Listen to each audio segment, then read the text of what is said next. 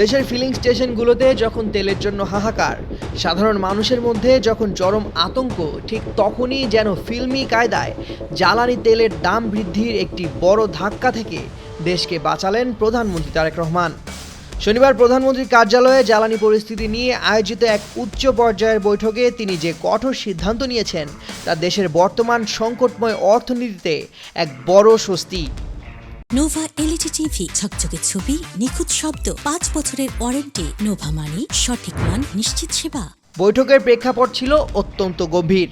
জ্বালানি মন্ত্রী ইকবাল হাসান মাহমুদ টুকু ও জ্বালানি প্রতিমন্ত্রী অনিন্দ্য রহমান অমিত সহ শীর্ষ কর্মকর্তাদের উপস্থিতিতে জ্বালানি মন্ত্রণালয় সরাসরি তেলের দাম বাড়ানোর প্রস্তাব তুলে ধরে। কর্মকর্তাদের যুক্তি ছিল গণিতিক ও দৃঢ়। বর্তমানে প্রতি লিটারে ডিজেলের সরকারের 18 থেকে 20 টাকা পর্যন্ত লোকসান গুনতে হচ্ছে। আন্তর্জাতিক বাজারে অস্থিতিশীলতা ও হরমুজ প্রণালীর সংকটের দোহাই দিয়ে এই লোকসান কমানোর একমাত্র উপায় হিসেবে দাম বৃদ্ধিকেই সামনে আনা হয়েছিল। কিন্তু একজন রাষ্ট্রনায়কের মতো প্রধানমন্ত্রী তারেক রহমান এই প্রস্তাব সরাসরি ও ফিল্মি স্টাইলে নাকচ করে দেন।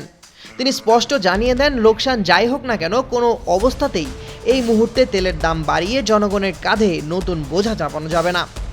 দাম বাড়ানোর বদলে তার কঠোর নির্দেশ ছিল যে কোনো মূল্যে সরবরাহ ব্যবস্থা সচল রাখতে হবে এবং বাজারে আতঙ্ক ছড়ানো বন্ধ করতে হবে।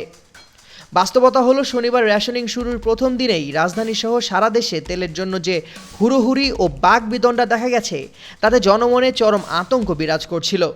রাজধানীর 125টি ফিলিং স্টেশনের মধ্যে শতাধিক স্টেশন দুপুরের পরই বন্ধ হয়ে যায়।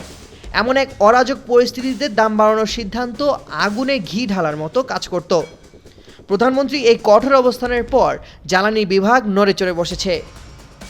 9 মার্চ 2টি জাহাজ এবং পরে 2টি জাহাজে করে ডিজেল আসার খবর নিশ্চিত করা হয়েছে।